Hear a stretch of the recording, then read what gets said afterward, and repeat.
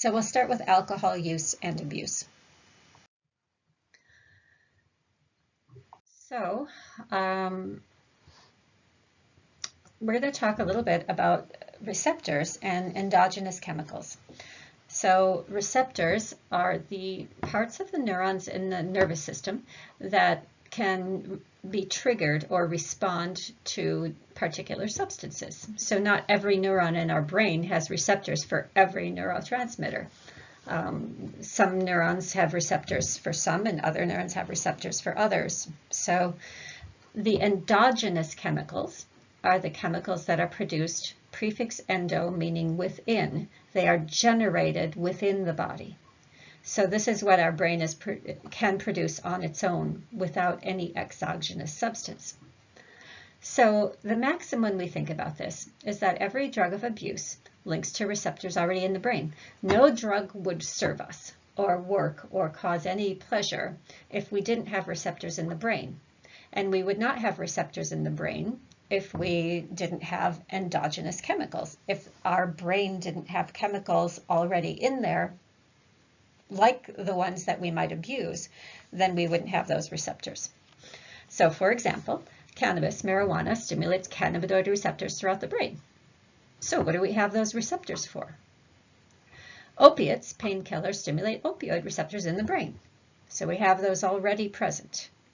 And so every exogenous chemical, and by exogenous we mean generated outside of the body, substances that we abuse, mimics an endogenous chemical. And so if receptors exist in the brain, there must be in turn a beneficial function of the endogenous chemical.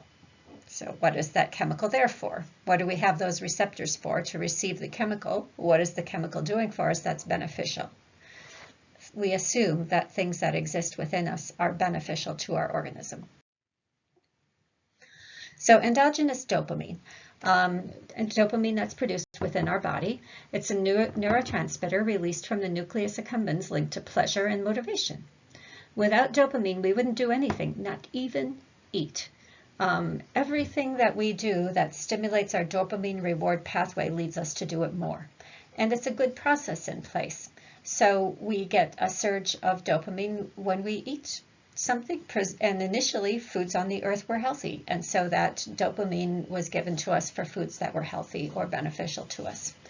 We get a surge of dopamine for sex, and sex is beneficial to our species because it causes the species to reproduce. Without it, we would never have any reproduction.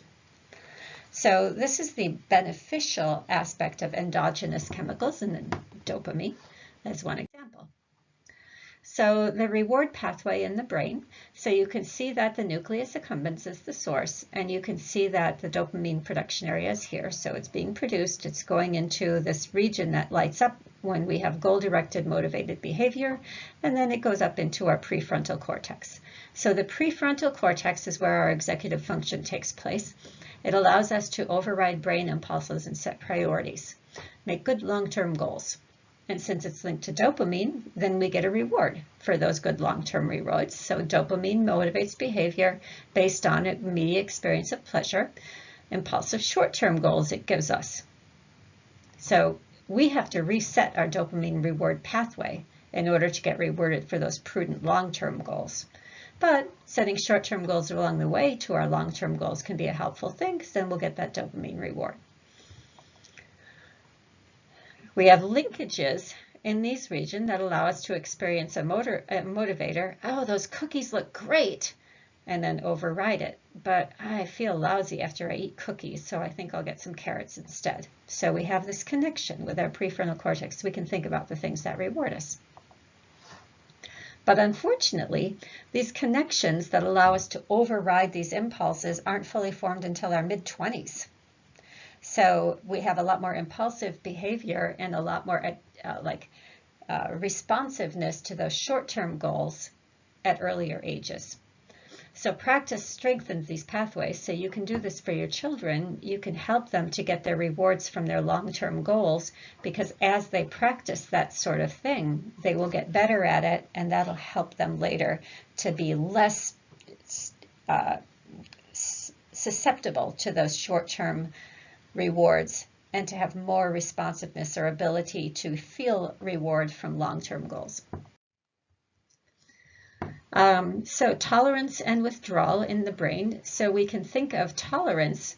It means that the action is that we want to increase our exogenous dopamine. So exogenous dopamine comes from many drugs. We get a dopamine reward from any drug that makes you feel good is stimulating your dopamine system. And so because we like that, and especially if we're unaware, we'll think, oh, that felt good. I should take more of that substance. That's what we act on. But in our bodies, as we take more of this exogenous dopamine, eventually our bodies decrease endogenous dopamine. So the natural dopamine that we get for doing things that are healthy is diminishing as we increase our exogenous dopamine, which is a reward for things that are unhealthy. And so we can think of the more we move toward exogenous dopamine, the less our body produces endogenous dopamine. Withdrawal, the same sort of thing. We increase our exogenous focus and concentration, and so then we decrease our endogenous focus and concentration. So just a couple of ways to think about what we're going to talk about in a moment as downward regulation. So a healthy brain will produce dopamine in response to primary drives like food. We make the error of thinking that if a little is good, a lot must be better. And so we elevate this level of dopamine and we should feel really good. Then downregulation, the body adjusts its own endogenous level of dopamine projection downward to get to a more normal level. And so then in turn, the individual increases the level of a substance to compensate for the downregulation and to get that great feeling again. And so that's sort of a vicious spiraling circle.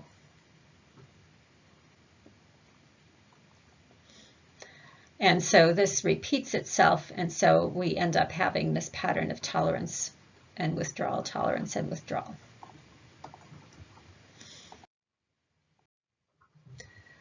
So back to these individual differences, we have the BIS-BAS inhibitory and activation systems, and that's of course asking the question of whether potential risks or potential pleasures motivate an individual.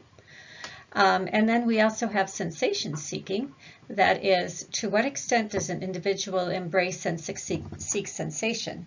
So novel experiences, we heard that talked about earlier. And we can see these as traits because we can see them even in measures of infant temperament related to sympathetic and parasympathetic nervous system function. And in case you have forgotten what these mean, our sympathetic nervous system is the system that allows us to respond appropriately to a potential stressor. Like if a lion suddenly jumps out of a closet into your room, you want your heart rate to go up. You want your digestion to stop. You want to become to become very aware. You want to be able to take in as much as possible with your eyes. So you want your systems to increase, and that's all your sympathetic nervous system. And then your parasympathetic allows you to calm back down again once the danger has passed. So if your sympathetic is really kind of trigger happy, it's responding to small things with all of this arousal, well, that's a temperamental difference. And if your parasympathetic is relatively slow to calm you down, that's another parasympathetic difference. Another individual difference that you can even see in infants. And that links to personality. Once again, we have the reward deficiency syndrome, posits that some individuals have genetic deviations that make them less satisfied with available rewards. And most adolescents have this by nature because their brain hasn't yet caught up with their reward system. Dopamine is, so one way we can think about opioids, which is that dopamine is wanting or anticipating a reward, but opioid plays a system in what the opioid system plays a role in liking. And so we have different drugs that different people prefer, and that may be related to some of these temperamental differences. So neurotransmitters involved in substances of abuse. You can see the main ones that are kind of highlighted on your screen. So alcohol mimics GABA. And GABA is a neurotransmitter that inhibits neural transmission. So like it prevents or limits the extent to which certain pathways in the nervous system can be expressed. So GABA decreases anxiety because it inhibits nervous system responses. Alcohol also inhibits glutamate, which is an excitatory NMDA transmitter, and so that leads to that sedate feeling. So we have two different systems going on. We have exacerbation of GABA, and GABA slows down nervous transition, and then we have limitation of glutamate, which stimulates. So there's that feeling of calm. It also gives that dopamine reward. In opiates, which we're going to talk about next, we have endorphins, which reduce the feeling of pain. They almost numb you. So people who go for, anyone who experiences something really painful, like a mother who gives birth, for example, will have endorphins to reduce that feeling of pain that she's experiencing. So it's a wonderful system within our body that makes us less susceptible to pain responses. If you're going on a long run, you get a surge of endorphins that reduce your experience of pain.